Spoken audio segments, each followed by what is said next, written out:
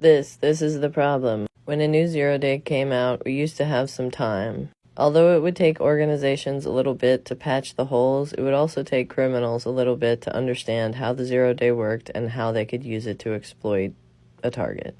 But now, an LLM can instantly understand the zero-day and automatically plot an attack map.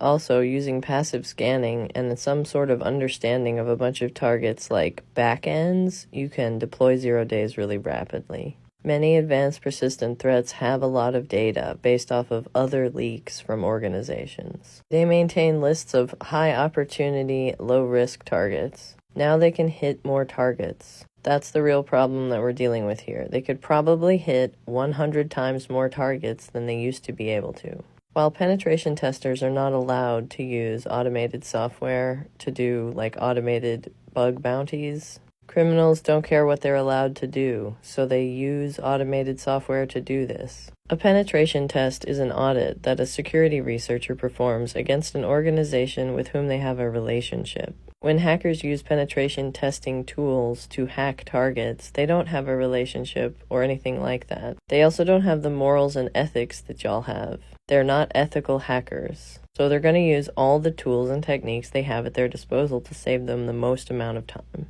Hackers do not care about doing a quality job. They're not worried about how sometimes LLMs make mistakes. If they went from 1 in 1,000 targets were able to be compromised to 1 in 100, that would be a big deal for them. They don't care how many mistakes it makes. They're not worried about code quality. All they have to do is break in once. If you've ever defended a large distributed system before, or operated in a SOC or a NOC, which is a security operations center or a network operations center, you know that there's a queue of unfixed issues that need to be gotten to and are very important, but are not as important as other issues. That said, large language models have not really kept up with security patching capabilities. Tools like NPM actually have stuff built in to find vulnerable packages. GitHub has some security things as well, where it will scan your repo and highlight security vulnerabilities it finds. But you have to have the attention to do this and the knowledge that these tools exist.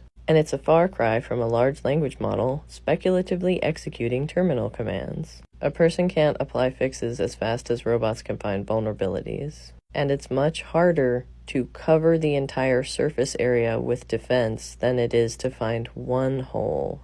So if you're not worried about the state of cybersecurity, or you have some flippant thing to say like, well, people should patch their stuff, you misunderstand the nature of the whole problem. Finger wagging is not going to get you there. It's not effective. The performance measures of defense are effectiveness. Did you prevent the hack or not? Not, did you tell somebody that they should have done something differently and therefore it's not your fault?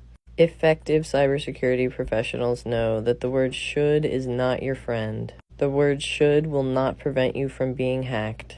Neither will the words, I told you so, fix any issues after a breach. Try not to get caught up in the ego fear of saying the LLM is just this or just that. You are reassuring yourself about a tiger that you have seen in the bush.